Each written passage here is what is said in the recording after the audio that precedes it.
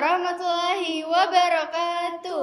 Halo semuanya, kembali lagi di Ruang Namira, ruang berbagi inspirasi. Perkenalkan, nama saya Fania Khairinisa yang kali ini akan menemani kalian sebagai host dan juga rekan saya Amira Azalia yang biasa dipanggil Amira atau Mira. Salam kenal ya semuanya. Oke guys, jadi pada episode spesial kali ini kita juga ditemani narasumber spesial nih guys. Ada 2 narasumber nih dari alumni Namira juga loh. Kalau Kak Uti itu dari alumni 2022, sedangkan Kak Yasmin itu alumni 2023. Boleh dong Kak diperkenalkan dirinya. Oke, perkenalkan aku Dia Putri Kartikasari, biasa aku dipanggil Uti. Aku mahasiswa aktif di Universitas Islam Negeri Sumatera Utara Medan. Fakultas aku tuh Fakultas Sains dan Teknologi, jurusannya Ilmu Komputer. Oke, perkenalkan nama aku Jasmine Amira. Aku alumni SMA Namira tahun 2023 dan sekarang ini aku di Universitas Brawijaya, mahasiswa Fakultas Pertanian Program Studi Agroekoteknologi. Wah, Mira, keren-keren ya kakak-kakak cantik ini ya. Udah cantik, pinter kan. Ya kan? Iya.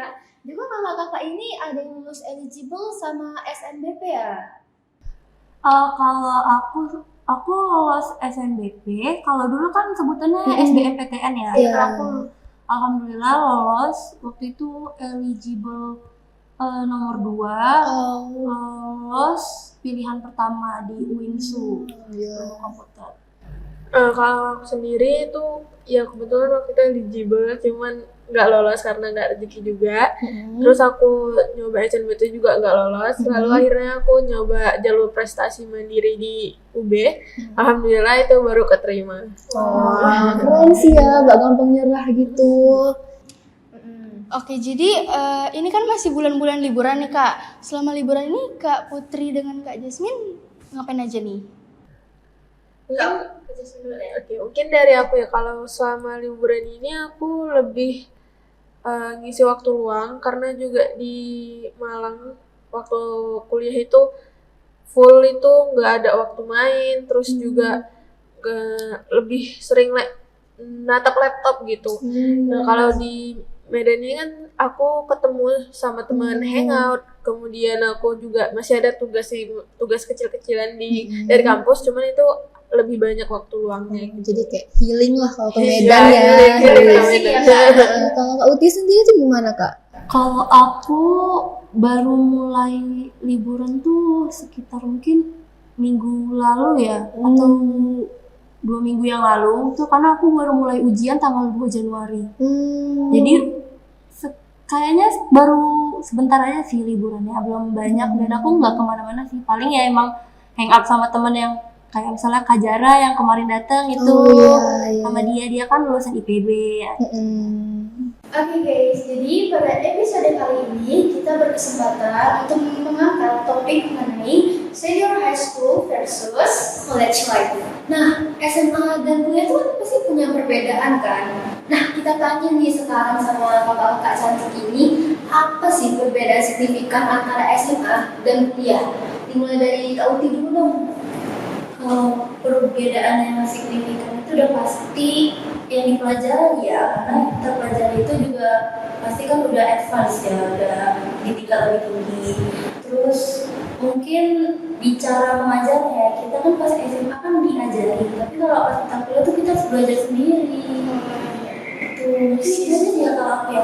Kak Yasmin tuh gimana ya Kak? Mungkin dari aku perbedaan kuliah sama SMA itu namanya kayak aku bilang itu soal mengajarnya dan sama apa yang kita pelajari. Kalau di SMP itu kan luas ya, kita belajar apa aja, kayak mau sosum atau saintek. Tapi kalau di kampus ini tuh apa yang udah kita ambil gitu, jadi bidangnya udah dipaketin, lalu kita pelajarin itu dari nol gitu sampai kita bakal nge-improve diri sendiri lalu ke jenjang selanjutnya. Oke, jadi berdasarkan dari jurusan yang kita pilih. Jadi kuliah ini lebih kompleks ya Kak? Lebih kompleks banget. Oke, jadi Kami penasaran nih, saat pertama kali masuk kuliah, apakah kakak-kakak ada merasa culture shock? Jadi sangat berbeda saat pertama kali saat masuk SMA kayak MPLS. Nah, untuk kakak, Culture shock itu pasti ada ya, pasti ada karena kan udah jauh beda ya SMA sama kuliah. Itu pertama tuh ya tadi yang dibilang cara ngajarnya. Kalau aku tuh pas pertama kali masuk kuliah itu culture shocknya tuh di kita tuh aku tuh pernah mata kuliah itu bikin makalah, wajib bikin makalah. Itu tuh dosennya tuh nggak ada ngajar, jadi bikin kelompok misal 3 orang 5 orang itu bikin dikasih judul materinya tentang ini, nanti kamu minggu depan presentasi gitu. Ya udah jadi semua satu kelas itu belajar dari kelompok yang presentasi itu, dan itu tuh dari masuk semester itu sampai selesai semester itu tuh ya udah ganti-gantian per kelompok gitu. Jadi dosennya cuma datang duduk absen udah gitu doang. sama-sama nggak ngajar nih kak?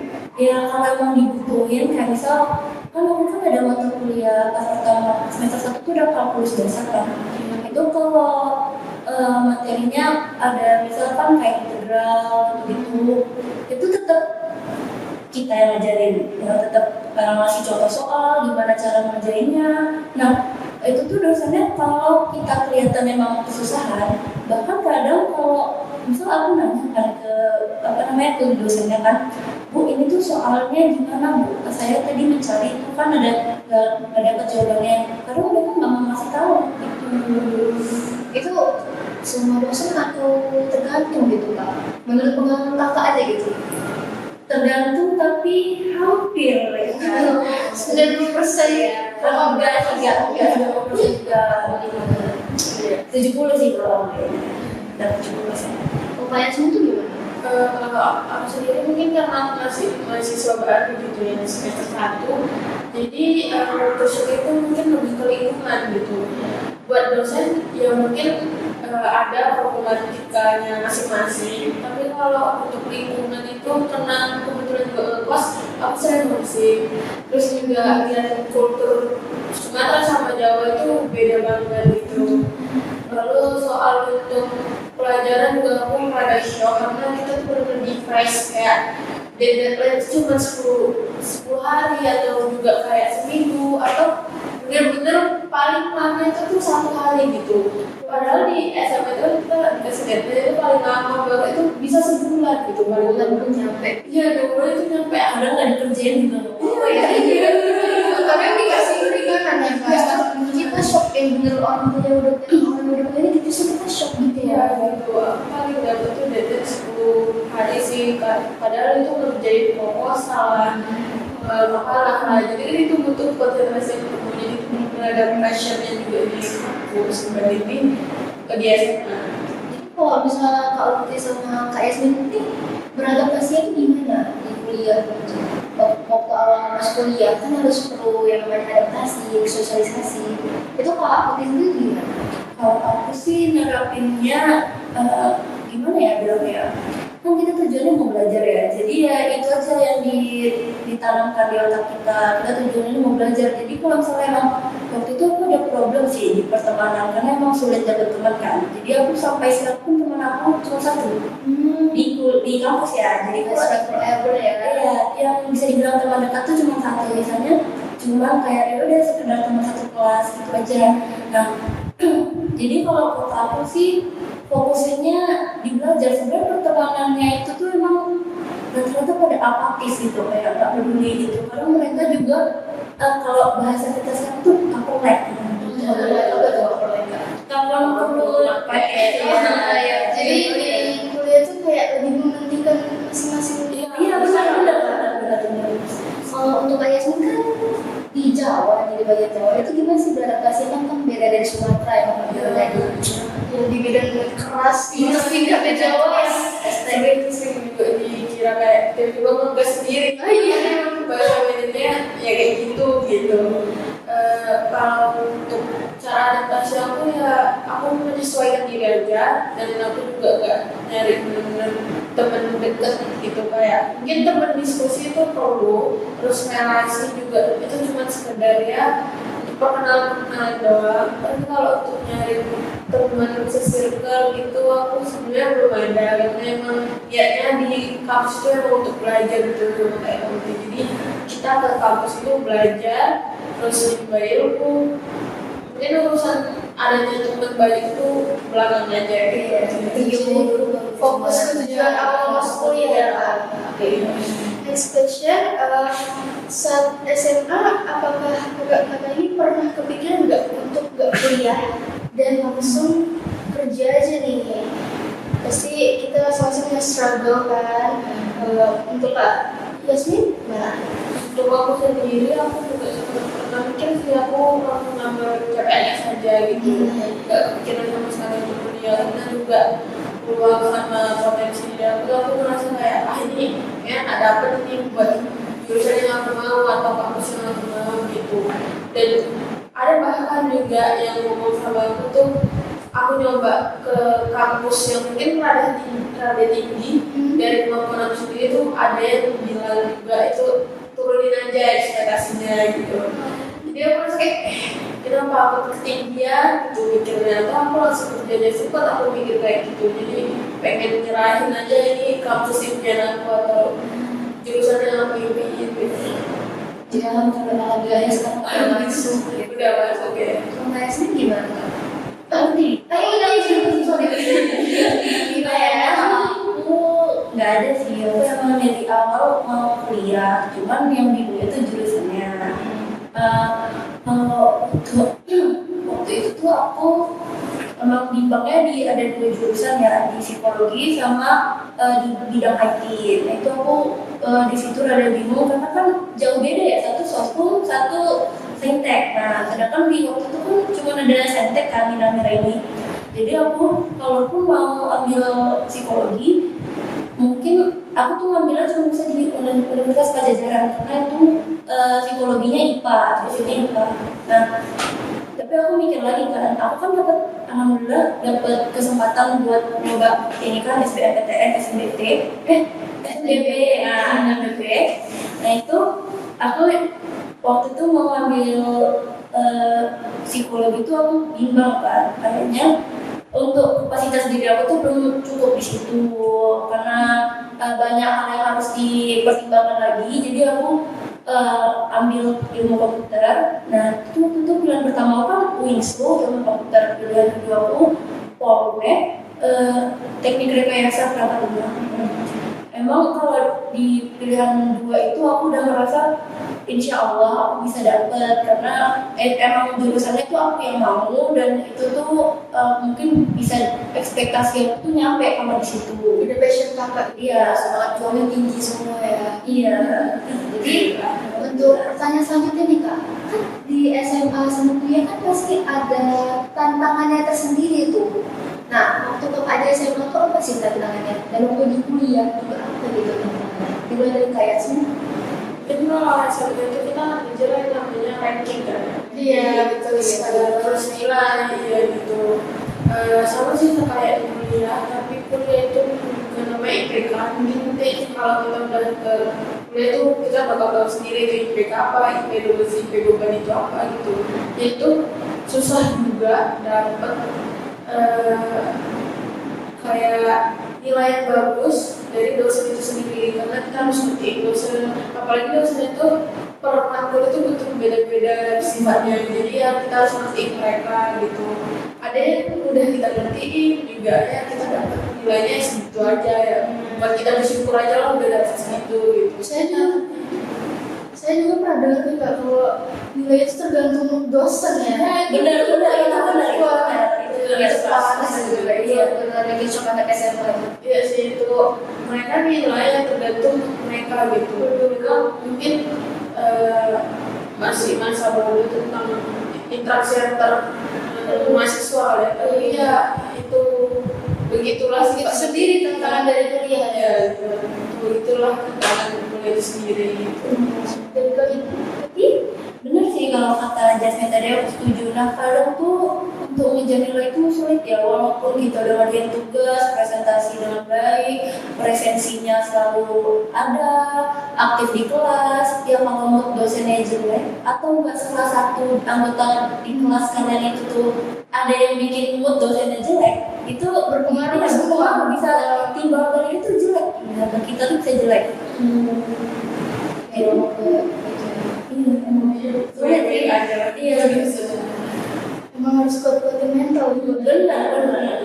Iya, di SMA aja harus kuatin mental bagi kuliah gitu. Nah Kak, jadi untuk perbedaan belajar nih, kalau sistem belajar di SMA sama di perkuliahan itu beda dong. Kakak bisa jelasin nggak apa perbedaan sistem belajar mengajar di SMA maupun kuliah?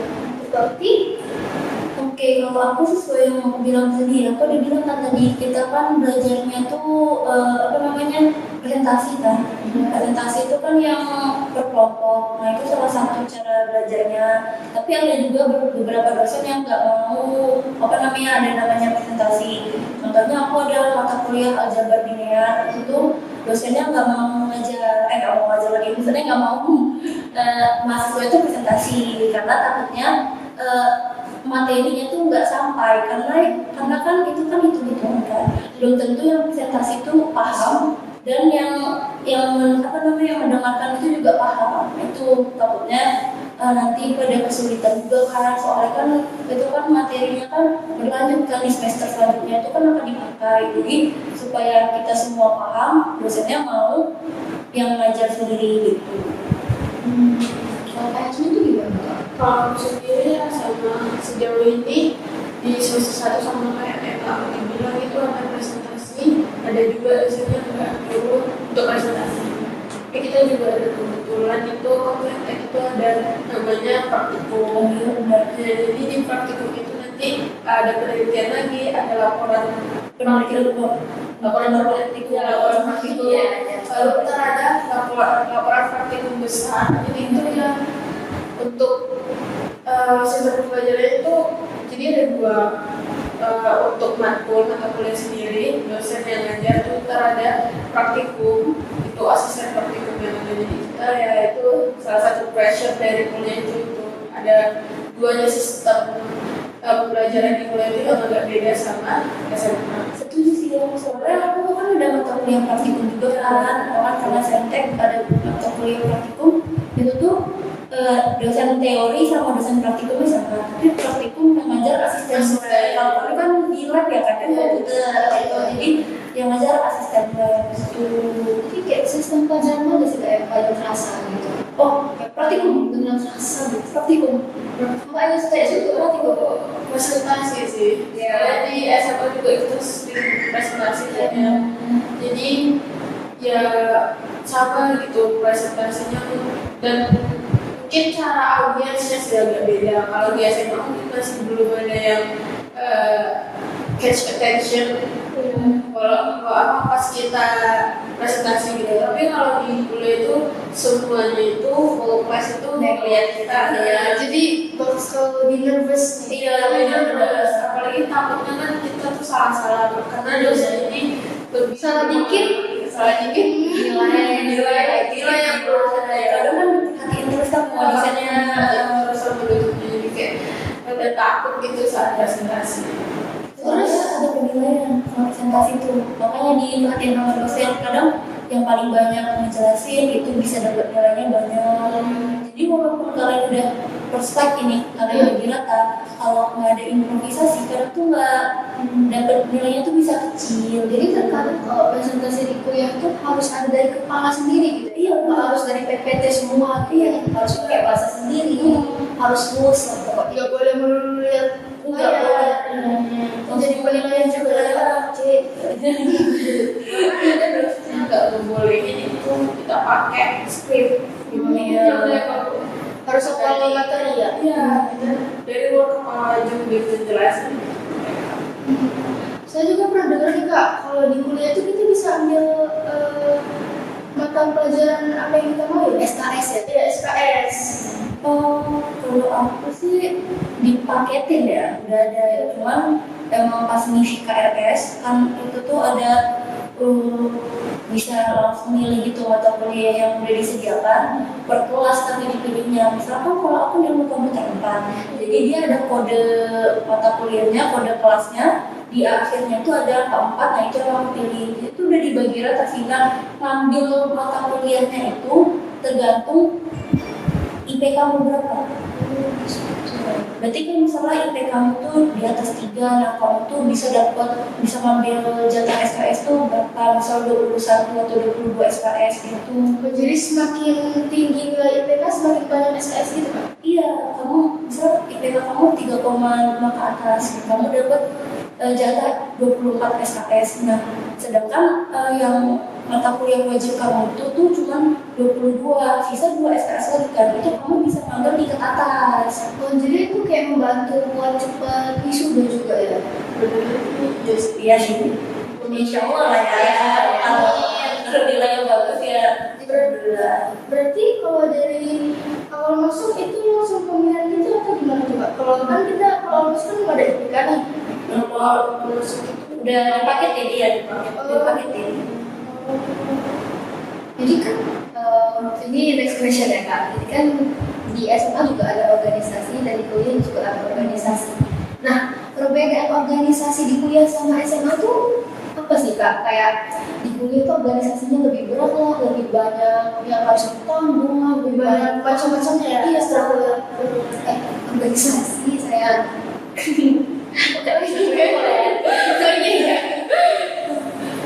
Ini tanya ke siapa dulu nih? Oke, kalau organisasi, aku alhamdulillah lagi masuk organisasi ya. Aku masuk himpunan mahasiswa jurusan. Dan aku merasanya itu emang beda sih, kan aku dulu juga OSIS ya. Pas SMP, SMA juga aku ikut OSIS. Itu tuh kerasa bedanya kalau di kuliah tuh di organisasinya tuh benar-benar ditekan. Dan kalau di tempat aku ya itu tuh ada yang namanya kan masih ada namanya rapat kan. Nah rapatnya itu berbentuk secara sidang. Jadi kalau kita kan biasanya kan kalau pas SMA SMP itu kan musyawarah kan bentuknya. Kalau rapat itu bisa berlingkar. Kalau ini tuh ada mejanya, ada 3 orang yang duduk di meja itu tuh, dia ada yang megang kayak hukum gitu ya. Jadi kayak benar bersifat sidang, rapat itu benar sidang. Jadi kerasa sih. Terus kan penekanannya kan banyak. Kalau pas masuk himpunan itu tuh aku sudah ditanya, kamu siap nggak sama organisasi sama kehidupan kuliahmu tuh, kayak mau nggak, kayak misal bisa ada kelas kuliah ya gitu, terus tiba-tiba ada rapat itu tuh pilih yang mana itu. Terus juga pasti sering ditanya gitu kan Kak, apa yang lebih diprioritaskan. Kalau untuk Kak Yasmin merasa hal yang sama kan? Oke, aku ada sharing dikit kali ya. Iya, boleh dong. Kan juga aku salah satu staf muda Badan Eksekutif Mahasiswa tingkat fakultas. Itu kebetulan aku masuk Kementerian Luar Negeri. Di situ full prokernya bolak-balik proker gitu. Jadi di OSIS SMA aku kebetulan ikut, cuman masih kurang aktif kali karena kan itu setelah pandemi gitu, jadi belum aktif di OSIS ini. Itu proyek kerjanya tuh jujur lebih nyata kampus, karena kampus juga deketin untuk berorganisasi gitu. Dan kampus tuh sebenarnya lebih bagus kita prioritasin antara matkul sama organisasi itu 50-50. Kalau di SMA kan mungkin boleh aja nih prioritasin organisasi itu jadi yang kedua gitu. Nah kalau di kampus ini tuh lebih berat gitu. Bahkan saat rapat itu jangan kaget, itu nanti sampai jam 12 malam itu baru selesai gitu. Jadi ya itu membahas proyek kerja kita masing-masing gitu. Nah di setiap organisasi itu juga beda-beda proyek kerja, itu tergantung atasan kayak badan pengurus intinya sendiri untuk apa nih kita mau membuat proyek apa selanjutnya gitu. Untuk beban sebenarnya liburan juga organisasi kampus, tapi relasi itu dapat banget, mungkin itu dapat banget kalau relasi di organisasi kampus. Kemudian juga organisasi kampus itu ngajarin pengalaman yang besar yang belum kita dapat di SMA, itu bakal dapat di kampus nanti. Karena emang gak rugi sebenarnya jadi pura-pura atau kuliah rapat, kita dapat pengalaman, relasi sama itu. Kalau misalnya dapat uang sebenarnya bisa dapat untuk proyek kerja yang penting dan yang berpautin kampus. Jadi kampus yang bayarin untuk proyek kerja itu sendiri. Jadi kalau itu berarti tanggung jawabnya lebih besar ya Pak? Ya, lebih besar itu. Jadi kalau organisasi ya. jadi kalau kuliah itu sebenarnya diwajibkan nggak sih Kak masuk organisasi? Karena Bina lihat tuh ya kalau orang kuliah gitu masuk organisasi dia lebih dilirik gitu sama dosen sama orang lain gitu. Jadi kayak organisasi itu pengaruh besar gitu di kuliah. Mungkin iya, cuman nggak ditekankan sih kalau di kampusku. Kayak misalnya itu kan minat perseorangan ya masuk organisasi itu. Kita mampu nggak itu kita untuk apa namanya di perkuliahan sama organisasi kita mampu nggak untuk ikut dua-duanya? Itu kan kita sendiri kan yang berpikir. Nah, kalau untuk maaf tadi pertanyaannya Di kuliah itu diwajibkan nggak sih sebenarnya ikut organisasi? Karena kan mungkin orang-orang nyaranin kalau masuk kuliah itu ikut organisasi biar nilai sosialnya terus dilirik dosen, dilirik orang lain itu penting gitu loh. Ini dari jabatan iya bisa karena kan kalau ikut organisasi kan berarti kan sering muncul ya kan. Misal kalau ada yang bikin acara seminar itu kan bisa mengundang dosen untuk jadi narasumber, itu kan paling bisa dikenal. Terus kan biasanya kalau rapat kadang tuh dosen ada ikut, misal untuk porseni gitu-gitu kan harus ada persetujuan dari, kalau kami kan dari dekat fakultas gitu. Emang bisa lebih dilirik sih. Cuman ya tergantung lagi, kamu kan bisa aktif di kelas, masih banyak cara lain untuk dilirik dosen. Balik lagi itu kemauan diri sendiri Iya, benar. Gak dipaksakan. cuma kalau nggak diinginkan aja gitu yang malah kayak organisasi itu paling penting gitu. Iya. Mungkin beberapa dekan atau beberapa dosen itu ada yang berdekatan ke siswa untuk bangga organisasi. Mungkin itu salah satu penambah pengalaman. Iya, relasi. Balik lagi ke diri sebenarnya. Oke guys, pertanyaan selanjutnya nih Kak.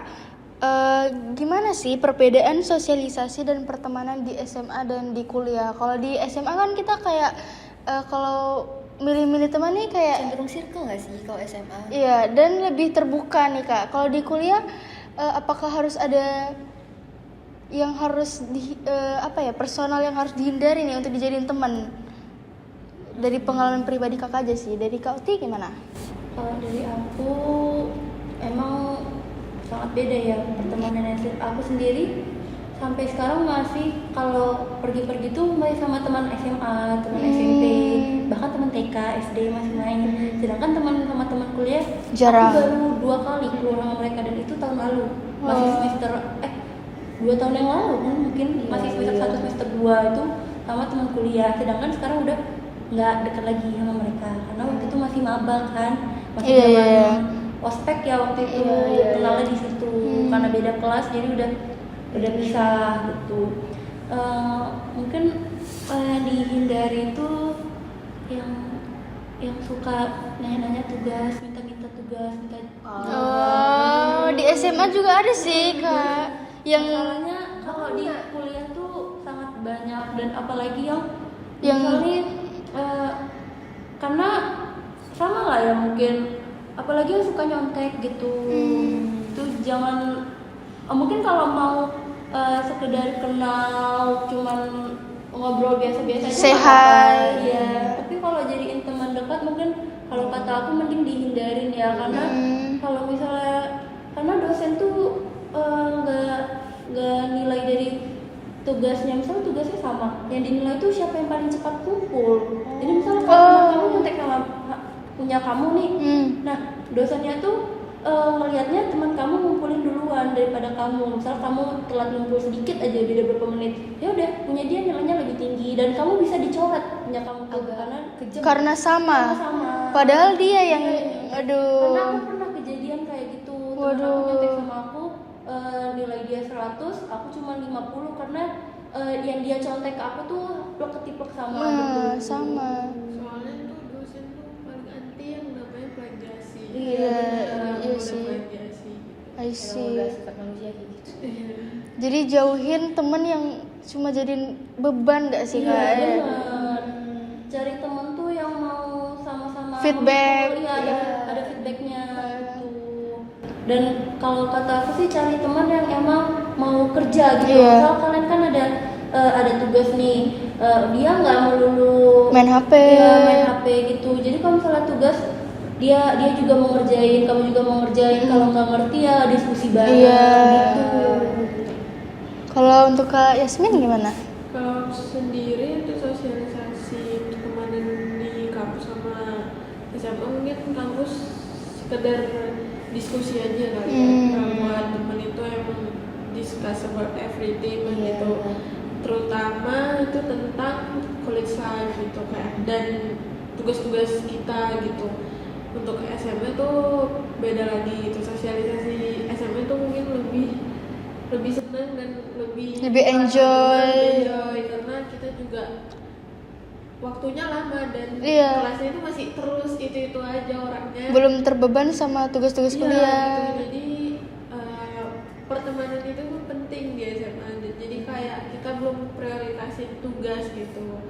Untuk personal yang harus dihindari di kampus itu beban kelompok sih menurut aku. Karena Iya sih. Aduh kak. buat karir kelompok itu sebenarnya susah karena belum lagi nilai kelompok itu kan per dosen tuh ada gitu.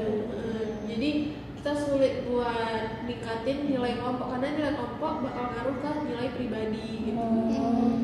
Ya jadi personal yang harus kita hindari di kampus itu beban kelompok. Itu udah ada dari SMA sih kak. Kayak Itu selalu eh, ada, tidak akan pernah Kalau di kuliah tuh ya kak, kan ini ada nilai per kelompok, ada nilai individual dari kelompok itu kan. Nah, nilai individual nih sama rata atau ada yang berbeda tergantung mereka berguna enggaknya gitu di kelompok.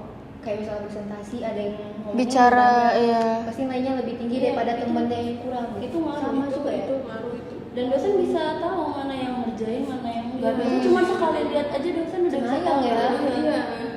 karena pasti dosen tuh kalau misalnya ada yang presentasi, nah kalau dosen bertanya sama yang presentasi, itu dosen langsung tahu nih. Biasanya nanyanya ke yang misalnya yang jadi beban kelompok itu langsung ditanya banyak. Karena udah menghadapi banyak mahasiswa jadi pasti dosen tahu. pasti bakal kelihatan juga sih mana yang nggak kerja kayak cuma celinguk-celinguk atau bingung sendiri gitu kan pasti kelihatan. Udah ada dari SMA sih kak, udah nggak heran lagi saya. Itu nggak ada shock sih. Sebenarnya ya sih kalau gitu emang udah banyak terjadi di persekolahan dan perkuliahan. Ya cuma kalau emang disuruh bikin kelompok sendiri, nah pilih-pilihlah orang yang bisa diajak Iya, kerja iya. sama. Kalau beda lagi kalau dosen yang milih Ya, acak ya. itu depan. Hoki-hokian ya kak, aduh bismillah aja. Jadi Oke. next question nih kak. Nih kita kayak putar waktu balik waktu ke zaman SMA nih. Nah, kalau kak bisa balik lagi tuh ke zaman SMA, apa sih hal yang akan kakak persiapkan untuk PTN? Yang Supaya- sebelumnya nggak kakak persiapkan gitu. Supaya lebih mateng nih kalau kakak bisa balik lagi ke SMA. Well medium. Oh iya. Overdone. Overcooking, overdosis. Well done. Email dari Oh iya iya. Oh iya. Iya, untuk Kak Uti gimana? Kalau dari aku ya pastinya kan belajar sih ya, karena aku dari dulu tuh nggak suka matematika ya. Sama kita. Kak, Sedangkan I love you. jurusan aku tuh Diam. Nilai matematikamu bagus. No. Amin. jurusan aku tuh dari awal masuk semester 1, semester 2, semester 3 ini tuh masih berkutat di matematika, di hitung-hitungan. Iya. Itu bahkan matriks pun kalian kan udah cuma determinan gitu-gitu. Iya. Udah gitu belum? Kayaknya belum deh Kak. Belum deh kayaknya. Apa namanya? Kalau variabel gitu Udah, Kak. itu persamaan dua variabel. Udah Kak.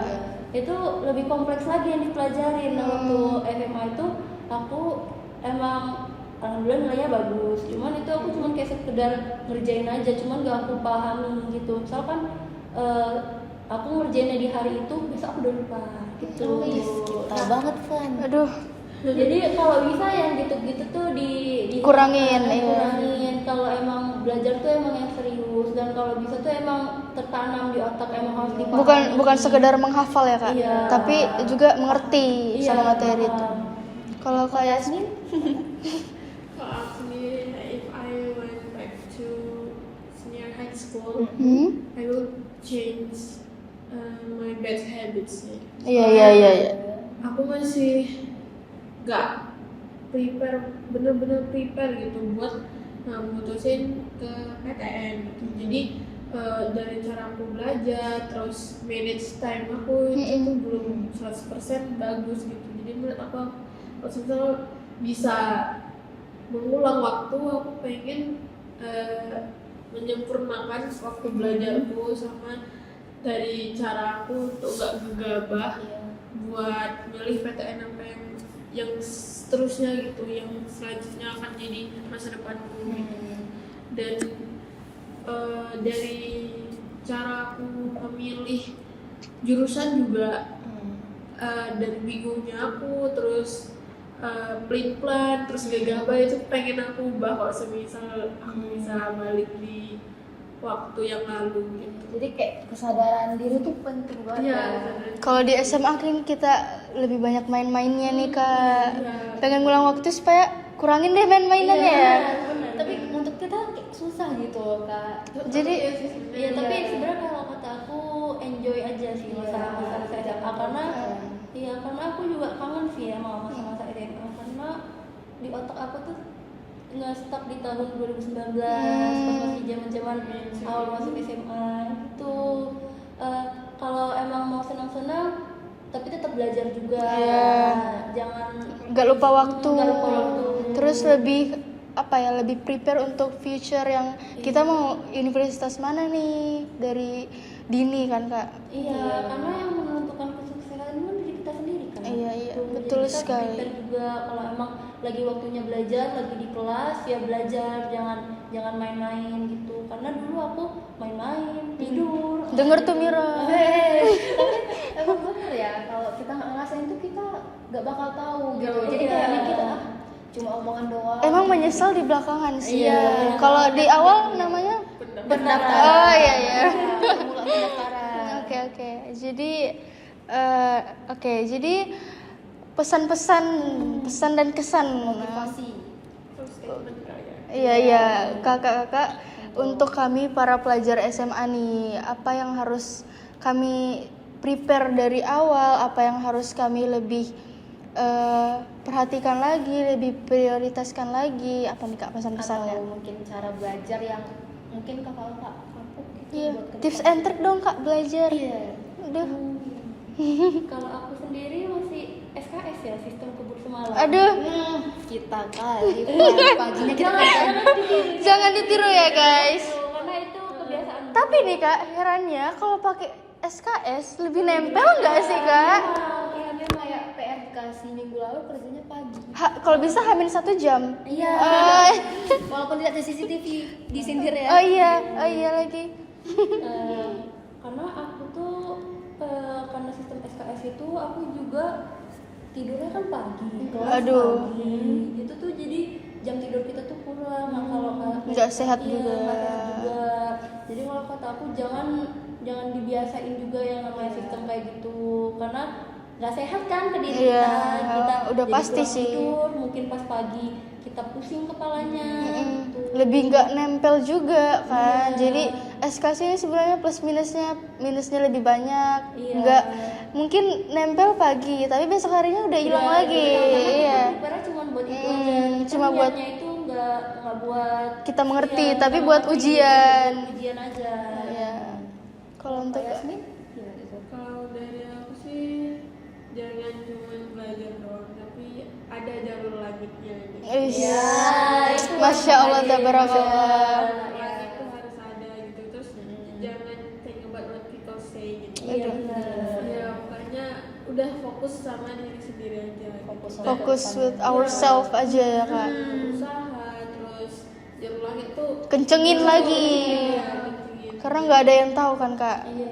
Gak ada yang tahu masa depan kita kayak apa. Jadi kita yang nentuin masa depan kita sendiri. Just focus on yourself. Nggak usah dengerin apa kata orang ngeremehin lah. Kan banyak tuh kak yang mungkin di kelas nih ada nih yang udah dicap sama semua orang nakal, jarang ngerjain tugas. Ternyata pas lulus dia jadi CEO, jadi aduh. Bisa aja kan. Biasain judge people. Iya, betul sekali sih. Tuh ingat ya teman-teman. No one knows the future ya. Iya, betul sekali. Urus diri sendiri aja kita belum bisa gitu ya kan. Apalagi ngurusin orang. Ngapain ngurusin orang? Ngurusin orang kita bisa.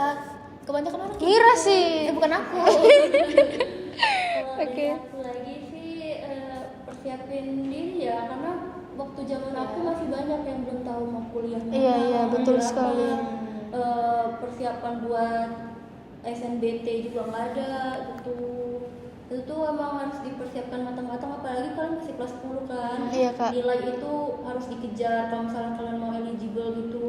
Karena Ditingkatin kan itu kan lagi. termasuk opportunity kan. Iya, kalau iya. eligible itu pasti kan walaupun kita nggak belajar, pasti kan kita masih mikir aku pengen lulus tanpa ujian gitu.